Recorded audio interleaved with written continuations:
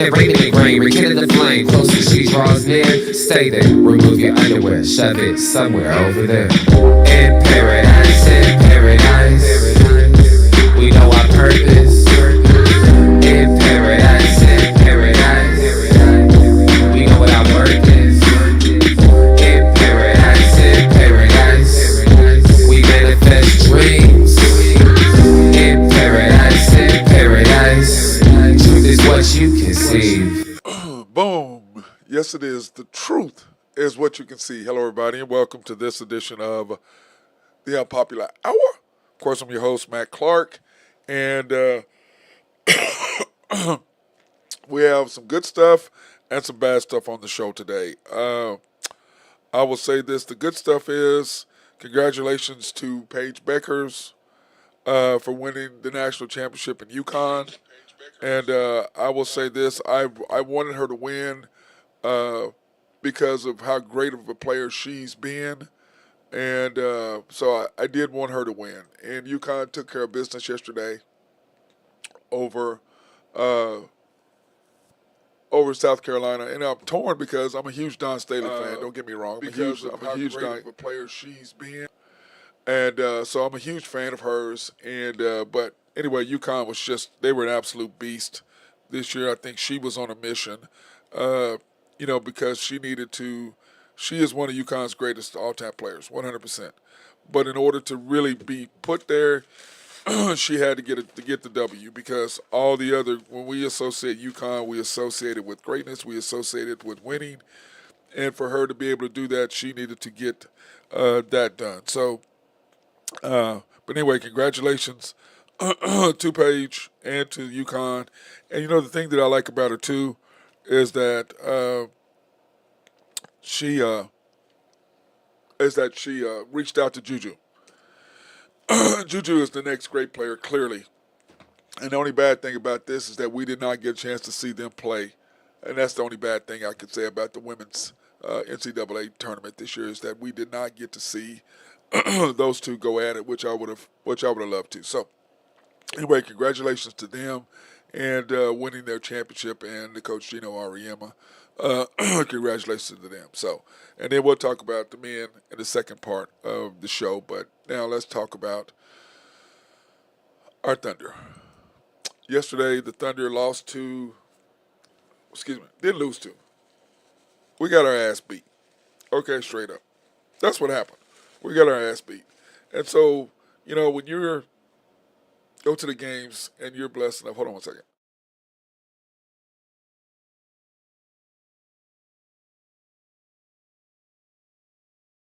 This weather's got me blowing my nose. I have to go get me a whole nother thing of tissue, because I'll run out so quickly. Anyway, when the weather's going back and forth. But yesterday, the Lakers 126, Thunder 99. We did not score 100 points. I can't remember the last time we didn't score 100, considering we're leading the NBA in scoring. Hey, Burgess, what's up, man? Paige stayed humble and resilient. Yes, I agree. She really, Burgess, she really did. Considering everything that she's gone through, and for her to be able to come through, really, really proud of her and what she's done. Did you see the Thunder game yesterday, Burgess? Did you watch it? Because I know back down in Florida, I don't know what y'all's weather was like. I'm sure you're probably outside enjoying the weather, because what would it have been? It would have been 4:30 in the afternoon, so I'm sure you're probably having fun in Florida. Anyway, the Lakers 22 of 40 from three. The Thunder 12 of 37. They shot 54.8%. We shot 43 at home. They were 43 to 34 rebounds. Pips, points in the paint, they only had 36. We had 46. They didn't need to, because they were 22 of 40. 15 turnovers to our 7. Bench scoring, they outscored our bench by 9. Burgess said that game was a mulligan in golf terms, to reference to Sunday. I'm going to say this about the game. When I look at it, I look at this game and I'm just like,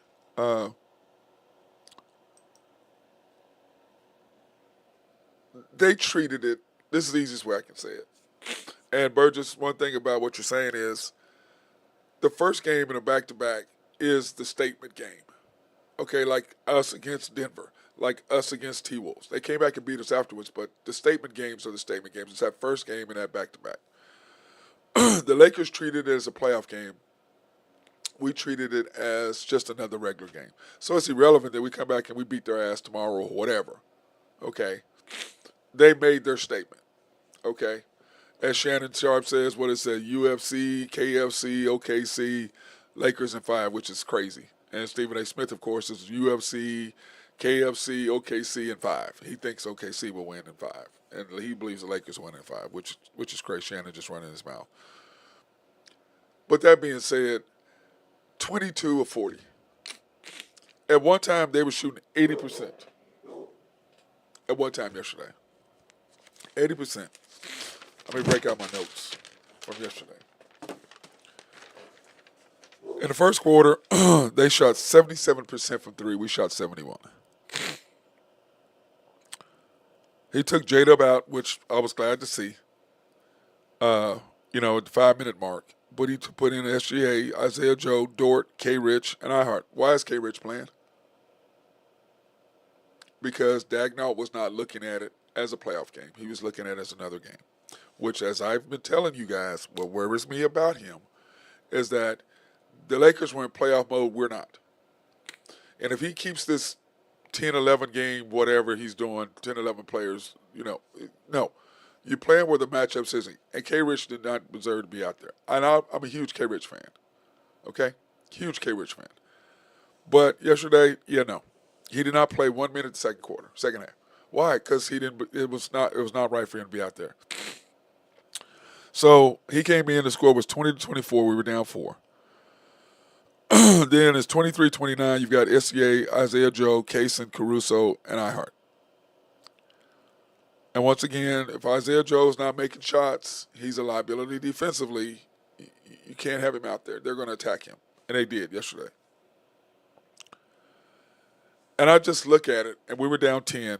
And it's amazing they did that, and we were still only down 10. They shot 71% from the field, 77% from 3, and we were only down 10. So the second quarter, he starts the lineup that I think is the best lineup with SGA, not with J-Dub. And that's J-Dub, Kaysen, Caruso, Wiggins, and Chet.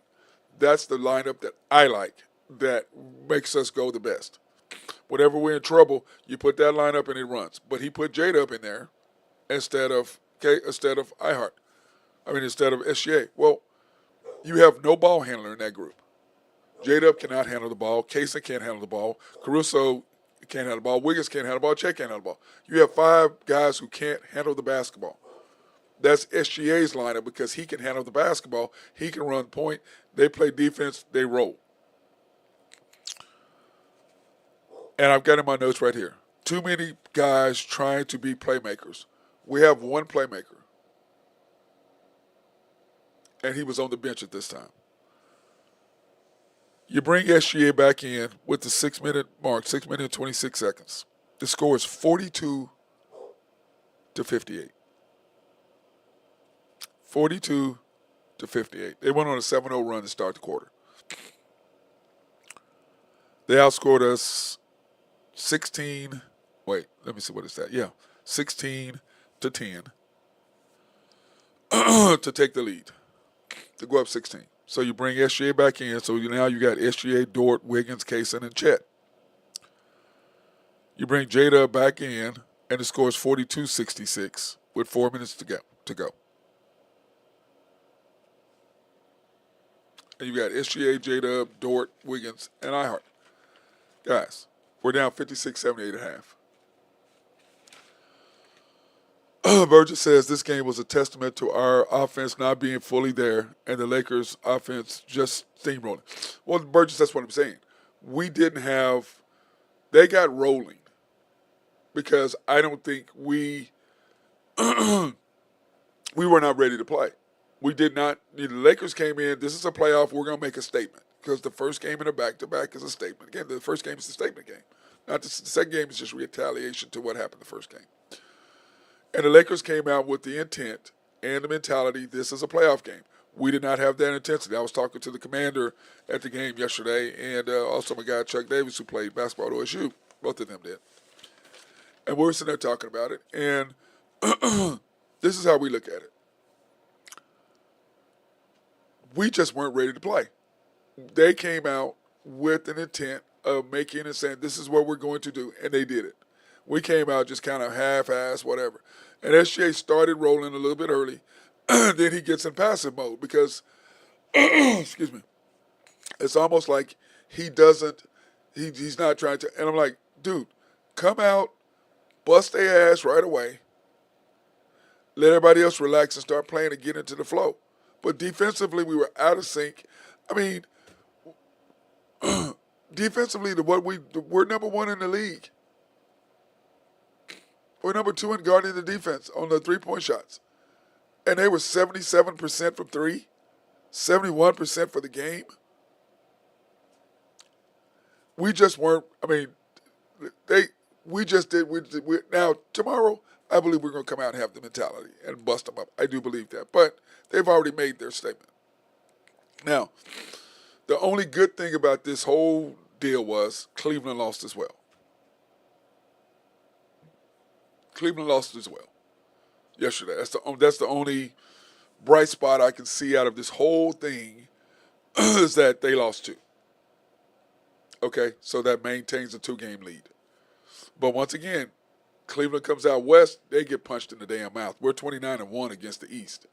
We only lost to them and we played terrible. And we should have beat them anyway. But I need SGA to come out and be aggressive right from the beginning. Let everybody else loosen up. Let everybody else just kind of play. Now, I'm trying to be playmakers, but make plays. There's a huge difference. And when we come out and he's scoring, everybody just does this, relax. And then we come out and we play defense. But Austin Reeves came out and was just killing us right from the beginning. Luka killing us from the beginning. LeBron was just he doesn't play in Oklahoma. I'm surprised he played because it's Oklahoma City. He doesn't play in Oklahoma City. But that being said, all yesterday did was put the Lakers where they needed to be. And I've said, and I talked, and I'm just going to say this. I was talking to a couple people, and I was like, man, I won't be mad if the Lakers beat us twice. And they were like, why do you say that? I said, because that will secure them being in third, possibly being in second place in the West. I want the Lakers to be second or third. Because Denver, they're just a mess. They have no bench, and they can't keep up with us for 4 games. They just can't. They can't beat us 4 times. They can beat us a couple times for sure, but they're not going to beat us 5 times. Okay, 4 times. So I'm not really worried about them. In fact, let me pull this up for everybody so everybody can kind of see what I'm talking about. So I'm just over here, so you can see I'm just not just running my mouth, but you understand what I'm trying to say here. Here is, let me fix that. We have to be bigger than the East. Look at the 3rd place through 8th place. Lakers have a 2-game lead over the 8th place. The Grizzlies went from 3rd. Actually, they were 2nd early in the year. They've gone from 2nd to 8th. The T-Wolves have won 5 straight games, and they're in 7th. The Grizzlies have won twice. They're in 8th. The Warriors, of course, lost. The Clippers have won 4 in a row, and they're still tied, and they're in 5th place. So you got 4 teams that are all 18 games back, a half game behind the Nuggets at the 4th spot. And when you look at the Nuggets, this is what they have left. They have the Grizzlies. Excuse me. Oh man, the weather is just really beating me up, guys. I'm so sorry. It's killing me. But anyway, this is what they have left, guys. Okay. They have the Grizzlies. They have the Rockets. Okay. And when you look at what happened yesterday, the Pacers beat them yesterday, which was because remember I had them. Here was their games. I had them Golden State, Pacers, Grizzlies, Rockets. That's what their 4 big games. They've lost 2 of those. And the Lakers, when you look at what the Lakers are doing, the Lakers have won one of the two that they have with us. They have Golden State, which they got beat. They have us twice, which they've won the first one. They have us again on Tuesday. Then they have the Mavs and the Rockets. Then you look at Golden State. They have the Lakers. They have the Rockets, and they have the Clippers last. That's what they have left. And now look at that.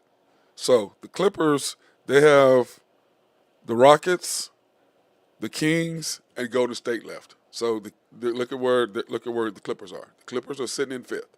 That's what they have left. Okay, they have the Mavs twice. They have the Mavs one more time.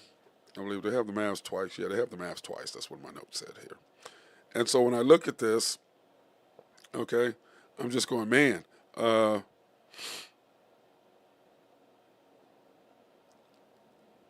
Okay, because the Rockets smashed the Warriors, of course, like yesterday. So the Rockets have they pretty much solidified, I believe, the number 2 seed. And it's so funny, we were talking about this yesterday, is that how all these teams are wanting to play the Rockets. I'm like, are you sure? Now, they're young and all that, and I get all that, but they play great defense. They're long, they're athletic. And yeah, they're young, but they're long and athletic. Now, I said from the very beginning of the year that, thank you, Burt Burgess, at the very beginning of the year to watch out for the Rockets. And people told me I was crazy. I'm like, man, I'm telling you, Ime Udoka is going to have those guys rolling. And I told everybody that. I said, y'all need to watch out for the Rockets because they're going to be rolling this year. They've got speed, they've got size, they've got some shooting, and Jalen Green is going crazy, by the way. And then, of course, my grandson, being the fantastic Rockets fan he is, he calls me the other night after the Rockets beat us Friday and FaceTimed me. Had a tissue in his hand and says, I'm sorry, Big G, are you okay? I'm like, what do you mean? He goes, oh, I'm just checking on you, but I have some tissue if you're breaking your heart, if you need something. Really? I don't know where he gets this trash talking from. Must get it from his mother. That's what I can say. I'm going to blame it on his mom. And my grandson, by the way, I love his mom. My daughter-in-law, she's amazing. But anyway, when you look at this race, the Clippers, Warriors, T-Wolves, and Grizzlies. And let me see, the T-Wolves have to play the Grizzlies, so that's going to help. The Clippers have to play Golden State. Okay. And the Clippers have, let me see, who do the Clippers have? They have the Mavs, they have the Rockets, so they have to play the Rockets and Golden State and the Kings. The T-Wolves only have the Grizzlies left. So the T-Wolves are in the best position to move up out of 7th. I believe they'll probably finish 6th. That's what I would like.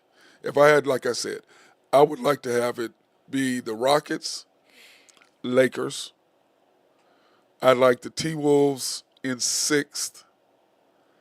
The Clippers or Warriors in 5th. It doesn't matter. The Nuggets could be in 4th. It doesn't matter. Okay, it doesn't matter to me. But the way that it stands right now, if everybody had to play right now, this is what it would be.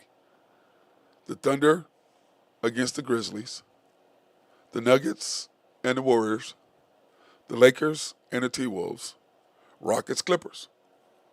So when you look at that, we have the easiest route because what? We have the Nuggets and Warriors, and I'm not worried about either one of them. The Nuggets, the reason why I'm not worried about them is because they have no bench and they've got Westbrook. He will give us a game. That's what he did, and everybody forgets. When he's in Oklahoma City, he would cost us a game. He's going to cost you.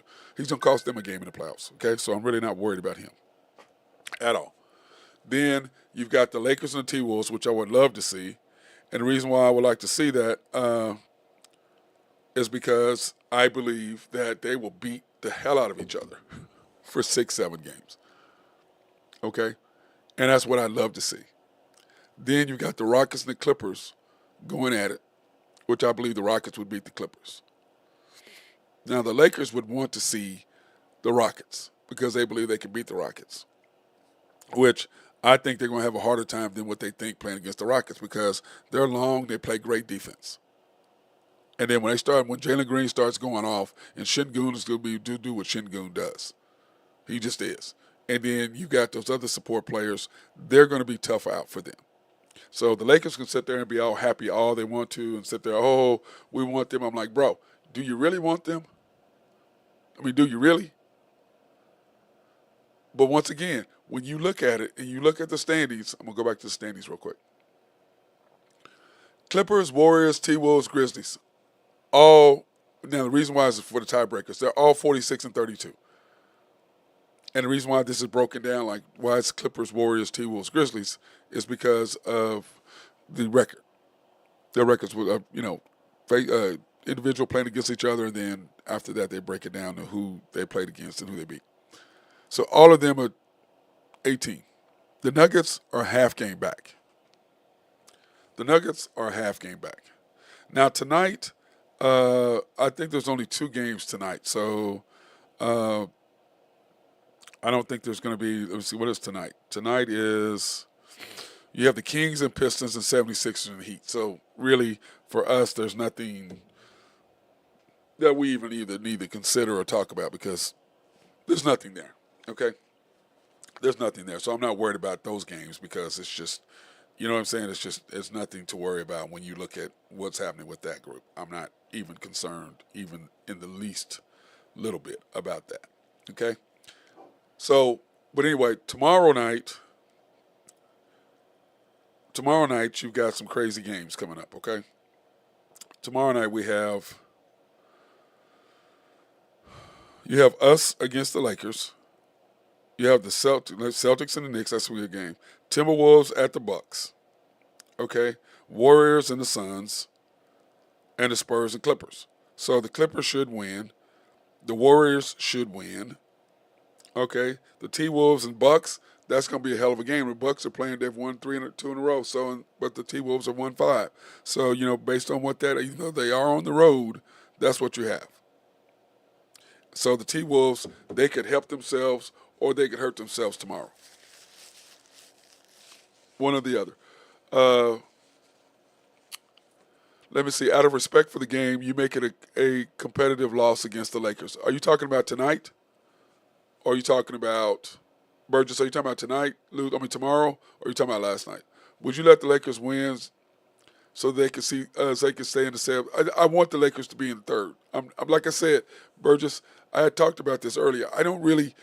I'm torn, to be honest with you, because if we lose, now that the Cavs lost, we still have a 2-game lead. And remember, we have after tomorrow, even if we lose, we'll still have a 1-game lead with the Suns, the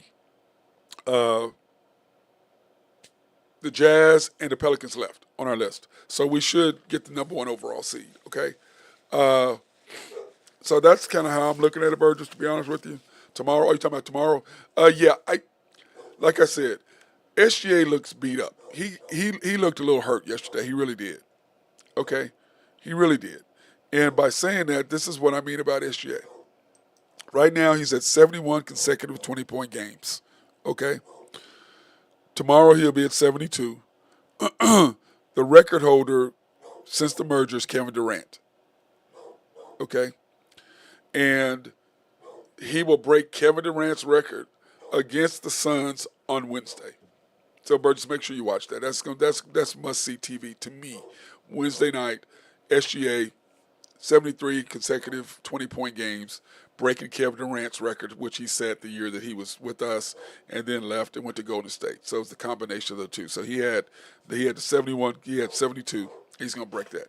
Then after that, that's when it gets crazy because then he has Oscar Robertson next at 79, Wilt at 92, and then Wilt at 126. That's just crazy. That's just crazy to me. So anyway, that's what SGA has got coming up, and we want to see SGA do his business. We want to see him win. I mean, I'm pretty sure everybody does. We want to see him break that record, especially since Kevin Durant is the one that said it.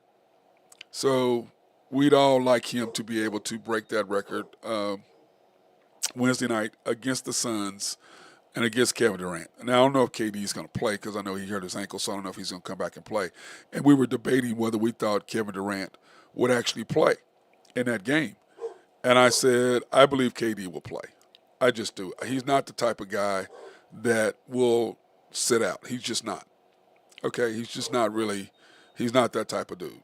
He would play to me. I don't see him not playing. Okay, I really don't. I don't see him not playing. I see him, if he can get up and he can play, he will play.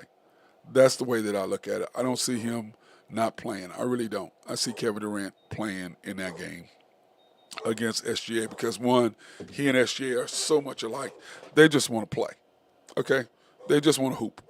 That's what those two guys are. They just want to hoop, both of them. They want to hoop.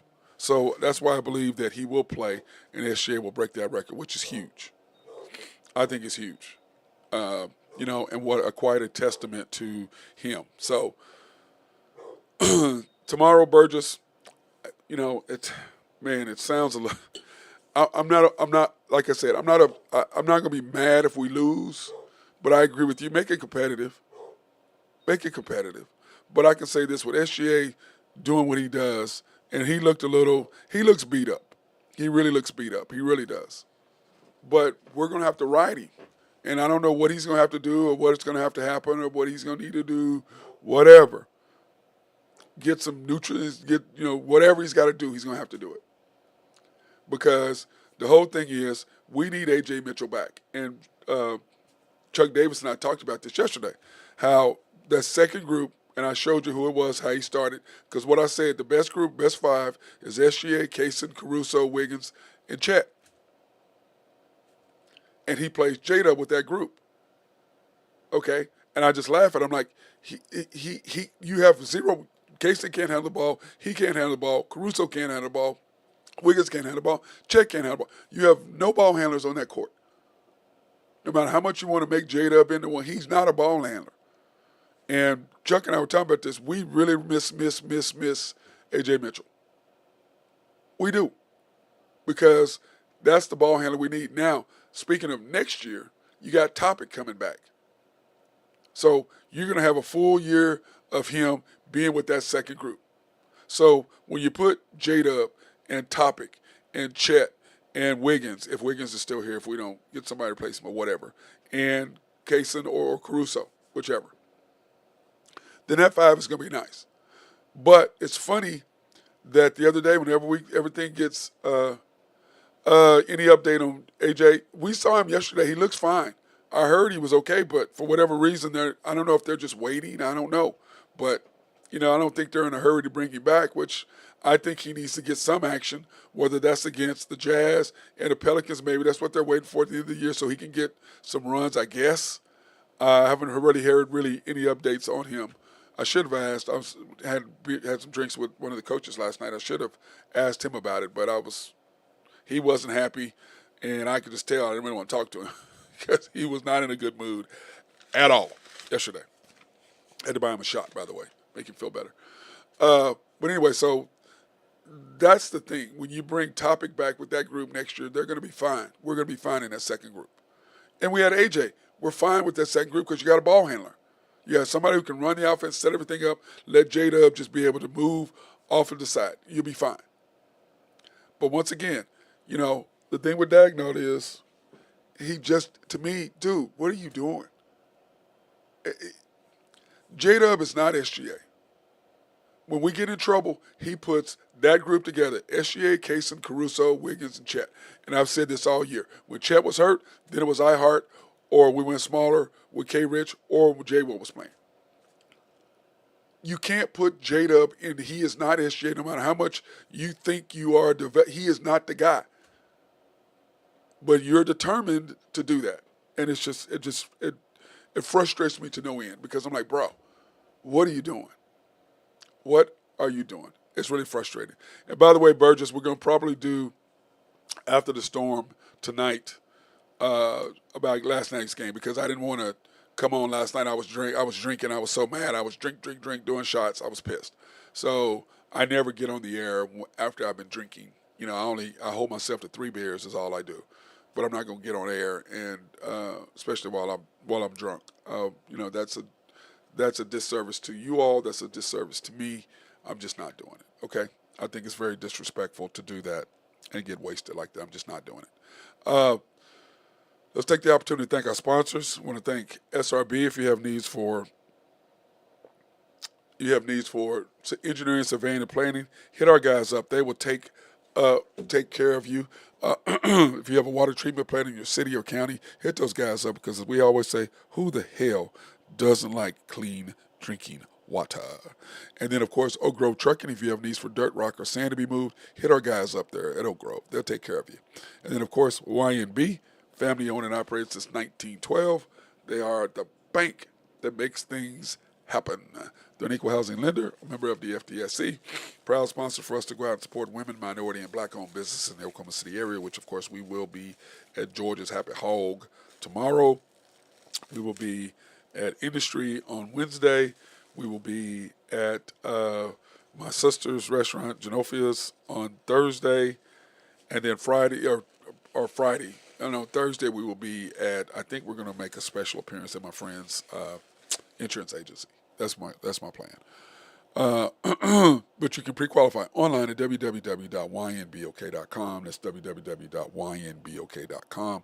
Or go into one of their 5 locations. The main bank at 401 Elm, 66 steps from historic downtown Yukon, Oklahoma. YNB East, which is off the Parkway in 66 or 39th Expressway, US 66. YNB Mustang, 218 Mustang Road, North Mustang Road. YNB Parkway, which is off Garth Brooks, and I-40, just south of I-40, right there on Garth Brooks, right in front of the hospital. Cannot miss it.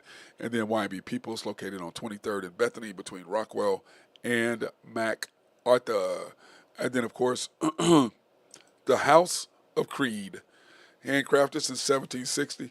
Dude, if ladies, if y'all haven't smelled this stuff before, go in. I'm telling you, they've got some good smelling stuff. I wore the Aventus yesterday, and it just smells good.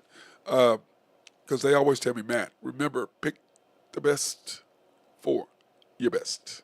And that is facts. So if you're a lady, if you got a husband or a boyfriend or significant other, hey, go into Penn Square Mall, talk to my girl Beth. She will hook you up 100%.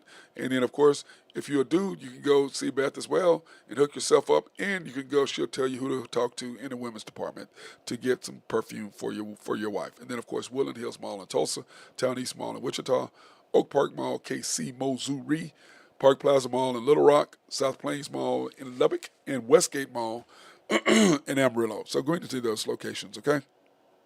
And check it out. I'm saying, dude, the West is just crazy. It is so packed. It is so packed. And the thing with us is we're set and we're okay. We're number 1 seed throughout from the West, 100%. And so when I look at our next 4 games, okay, we have the Lakers. Isn't it crazy that this season's already over with, by the way? Isn't it crazy? Doesn't seem like it's very long, does it? 4 games left. We have the Lakers tomorrow. We have the Suns on Wednesday. 9 o'clock game, late game. We have the Jazz on Friday. And then we have the Pelicans on Sunday, the last game of the year. And I'm hoping, like I said, Burgess, that he can play in those last 3 games, the Suns, the Jazz, and the Pelicans. I don't know if I could bring him back for the Lakers game, but for sure I'd probably bring him back for those other 3, or at least the final 2, if he's able to play. Because bringing him back in the playoffs without us playing together is we have to have him playing with us before the playoffs so we can get some sort of chemistry going between him and that second group. That, remember, when he got hurt, they were rolling. We were rolling with that second group. So Lakers tomorrow, like I said, I was talking about Burgess, and I'm going to talk to the commander about it too, what he thinks. I just don't know.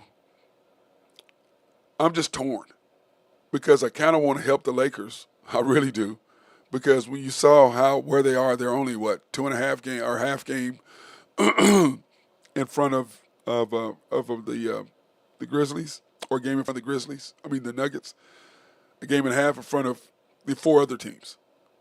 So I'm kind of torn, to be honest with you. I just don't know. I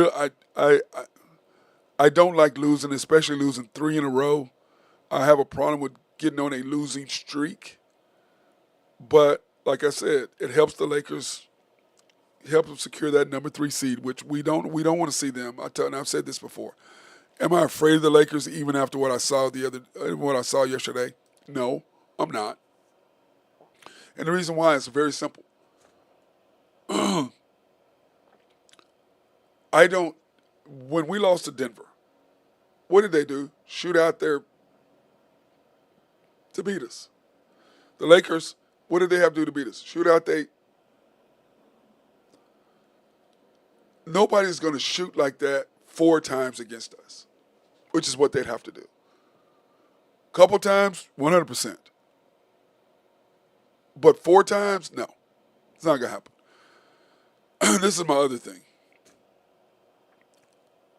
If we play the Lakers based on what I was showing you right there in the bracketing, we played them in the Western Conference Finals, which very well could be. I'm 100% behind that, and I've said that. In a scenario with them doing what they're having to do right now to play the T-Wolves, first round, yes. They think they're going to go beat up on the Rockets? No, you're not. That's a 6-7 game series, bro. They're going to come at you. Then that'll be their second time. Then that third series would be us in the finals. Because we'd have the Nuggets or the Warriors to contend with, and it will probably be the Nuggets because the Warriors, they have no answer for Jokic. So I believe that it would probably be them because I just don't see them winning. I don't see them beating them. Okay? I don't see them beating them. So I don't see I see the Nuggets beating the Warriors. And I just don't see the Nuggets doing what they have to do 4 times to beat us. That last game, we're 3-1 against them. What they had to do to beat us, really, I mean, we're 2-2, sorry. What they had to do to beat us, they're not doing that again. 4 times? Lakers, you have to shoot 22 or 44 times to beat us? Nuggets, you have to do that 4 times to beat us? No. Not happening. The only I think saving grace to us is the fact we've lost 7 out of 8 to Rockets at there. We have home court. Now, home court doesn't necessarily guarantee anything because remember, Dallas beat us 2-2, Game 5, the most pivotal game of the series. We lost.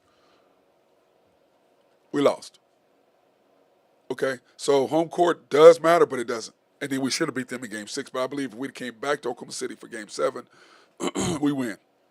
And it's over. That's how I look at it, okay? I think it's over. We win and we beat them. So when I'm looking at the scenarios on how everything is laid out, okay, I see our team making it to the finals. I believe that the way it's set up, the Grizzlies will beat them in 5. Then we'll have the Nuggets or the Warriors, and we'll beat both of them in 6. And so we'll be able to come through. Okay, that's how I look at it.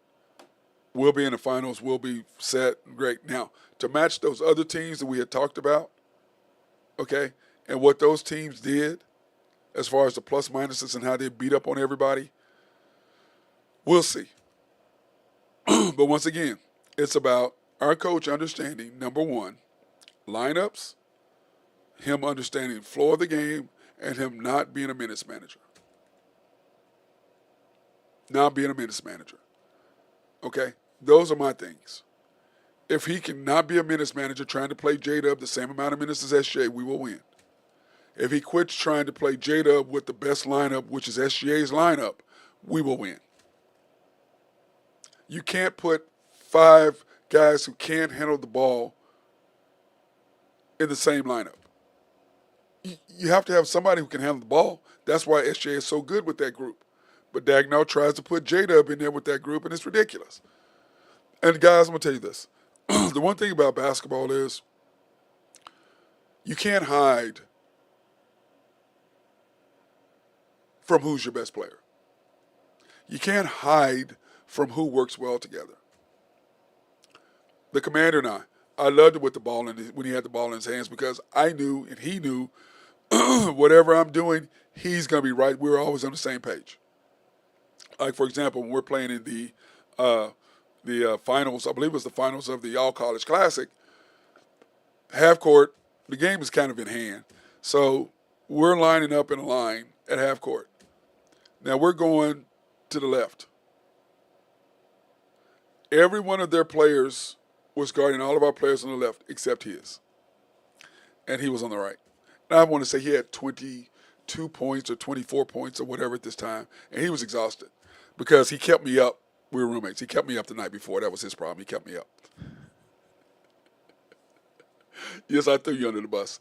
Anyway, so I look at him, and he's looking at me, and he's looking at me like, don't you better not. And I'm like, oh, hell yeah. I'm going to throw this pass down there, and you're going to run full speed and grab it and shoot a layup. And you know, me being me, I got the ball, and I went, oh, threw it out there, and he caught it and ran, and he just looked at me. He was so pissed at me. But, bro, I got you 2 more points. You were leading scorer that game. Oh, man, that was funny. I loved it. But anyway, sorry about that. I had to get that little nuance in there. But that being said, when I look at our team and I look at what we're capable of doing, we have the ability to play defense. Defense travels. Now, we did have a bad game yesterday, 100%. But that's simply because their mentality, our mentality were not the same. We weren't ready to play. Now, whether that was coaching, whether that was anything else other than that, but when you get your ass kicked like that, you ain't ready to play. 27 points at home, you ain't ready to play. You're just not. And those of us that have played basketball, football, baseball, whatever, when you get your ass kicked, you already know. Hey, that was on everybody. That was on me. That was on you. That's on the coaching staff. That's on all of us. There's nobody who can't take blame in that particular scenario. Nobody. So when you look at what we did and you look at our stats, okay, and I'm going to pull up our stats right now, okay, so we can go back and look at this. Because when I was looking at our stats, I was like, what the hell? Let me see, where is it?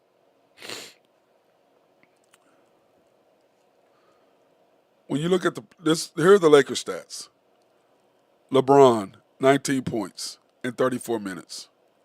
Hachimura, 11 points, 32 minutes. Doncic, 30 points in 37 minutes. Reeves, 20 points in 34 minutes. Okay. Crazy. You look at the Thunder. J-Dub, 16 points. Chet, 10 points. Hardenstein, 8 points. SGA, 26 points. Dort, 9 points. Casey Wallace, 8 points. Wiggins, 4 points. Joe, 6 points. Caruso, 7 points. K-Rich, 5 points. There's no, we got our ass kicked, okay? Let's just there's no way around it. You got your ass kicked, and it's okay. And I'm okay with it. And as Burgess says, absolutely full accountability. I've got my ass beat before too. And we all know, hey man, they kicked our ass. What you want me to say? They were ready to play, we weren't. They hit us with a left, they hit us with a right, they hit us with an uppercut, and it was over. Normally teams hit us with a left, then they, boom, hit us with a right, and the uppercut we block or step away, and they miss us. And then we come back. And we were trying to get it back within 10. In the third quarter, we were talking about that upstairs. We were talking about the bar. We were talking about that. Now, let's get back within 10 and see what happens. Well, the problem is you get back within 10, and then they blow your ass out in the fourth quarter. That's what happens. At the end of the third quarter, it was 56-78 at half. End of the third quarter, 77-103. 77-103. And we would get it to 13, we'd get it to 15. But once again, here's the problem with trying to come back like that. When you're trying to come back, you're trying to fight your way. It takes so much energy from you in order to do that. And then when you get close, and then he switches the lineups because he has to, then all the momentum you had went away. And so I'm going to put the blame on SGA, J-Dub, Chet, Kaysen, Caruso, Wiggins, iHeart, Who else played? Joe Wiggins. I'm putting it on all of them. K. Rich, and I'm putting it on Dagnall and the staff. When you get your ass whooped, everybody's fault. You can't point at one person and go, "Oh, this." No, no, no. It's everybody's fault. Everybody's fault. But we need AJ Mitchell back because that second group, like Chuck and I were talking about, we don't have a ball handler. And as basketball players, you got to have somebody who can handle the ball, who can set everybody else up. That's why that lineup works with SGA, not with J-Dub. That's why that lineup works with him because he handles the ball, he does everything, and all they have to do is just catch the ball and shoot and score. They don't have to do anything. But when you got J-Dub in there, he can't handle the ball. Casey can't handle the ball. Wiggins can't handle the ball. Caruso can't handle the ball. Chet can't handle the ball. You have five guys who can't handle. They're guys who feed off of somebody distributing to them. And then we were trying to do making plays yesterday. It's not happening. It's just not happening. So anyway, Kurt, let's talk about tonight. There's a big, huge, huge game tonight, as you all are aware of, I'm sure. Okay. Where's my bracket at? Oh, there it is. Sorry. It's like we're looking for my bracket. I'm like, where the hell it was. Here's the bracket. And by the way, my guy, Dr. Ben, is in with his dad. They are in Florida. They are in San Antonio for the national championship game. And by the way, if you've never been to San Antonio is a fun city. Fun city. But as we talked about, Florida, Houston. Now, leading up to that, Florida took care of business over Auburn, which I predicted Florida would beat them. I knew they were going to beat them. And then Houston and Florida all the way, Burgess. That's shocking. Everybody's shocking. He picks Florida. And Houston coming back in the epic Duke meltdown. Epic meltdown by them. But Houston's defense once again came through. That's what I'm saying. Defense, that's what I'm saying the thing about the Thunder. Defense travels. But you still got to be able to score. Now, Houston, by the way, I'm going to Houston. I'm for Houston because I'm a huge Kelvin Sampson fan. I don't know if they can duplicate what they did offensively, but they're going to have to be able to score to beat Florida. Florida's going to have a tough time because, hey, Houston, hey, they ain't no joke. They come at you hard pressed, and it's going to be tough for Florida to score. But Houston's got to score too. Houston's got to score too in order to win. Now, do I think Houston will win? No. I believe Florida will win for my guy Burgess and also my guy Ben and his dad. I hope, and for his son Atticus, because I'm sure Atticus will have some sort of championship swag on if they win. And I'm sure he will. So anyway, but I'm hoping that Houston wins because I'd love for Kelvin Sampson to have his first national title. Okay? And it's so funny, as I was talking to an OU fan the other day, and we were talking about this, and he was like, how OU fans did not respect Kelvin. And I was like, man, do you think so? He goes, yeah, they didn't respect Kelvin. They didn't know what they had. And I told him, I kind of disagree with that a little bit. I think they did know what they had. But Kelvin kind of self-destruct and messed up himself, okay? He messed up himself. So when I look at tonight, like I said, my issue is this. I believe Florida will win. One for my guy Ben. And a little Atticus for him to have his national championship, little thing to swag on. But on the flip side of that, I want Kelvin to win this the first title.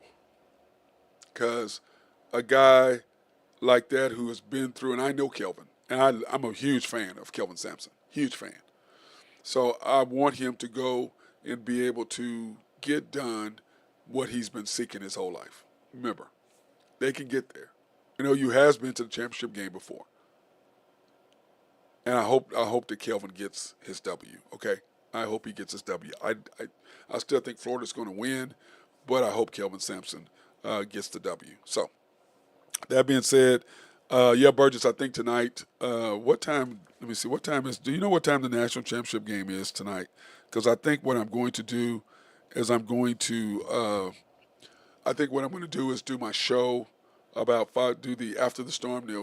Talking about the game last night. I think I'm going to do that about 5:30 ish.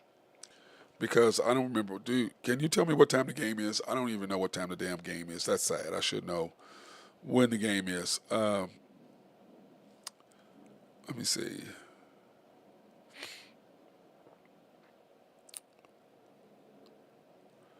Let me see. The game is at 7:50. Yeah, so probably about 5:36. Burgess will probably do come on and do after the storm and do a recap of last night's game with our normal group, so everybody can get in the chat and do all that, so everybody can we can do that and then get off the deal and go and watch the championship game. So that being said, hey everybody, I hope y'all have a fantastic day. Try to stay warm out there. I know that I've got some food. In fact, I see my DoorDash guy pulling up right now so I can get me some food before I have to go coach, train kids, and then I'm going to come back, do the show after the storm tonight, and then 8:50 Eastern time, 7:50, which is basically 8 o'clock. So we'll do the show around 6 tonight, Burgess, and or 6:30, which would be what 7:30 your time, I believe. So we're going to try to do the show after the storm and talk about last night's game and get everybody, all you guys, Burgess, everybody a chance to chat, get in the chat and say something. I'm sure Hotspot will be talking about my take on AJ, and I will find out some more information about AJ and what's his situation by then. Okay, bro. That being said, hey, everybody have a fantastic day. Enjoy yourself. Peace out.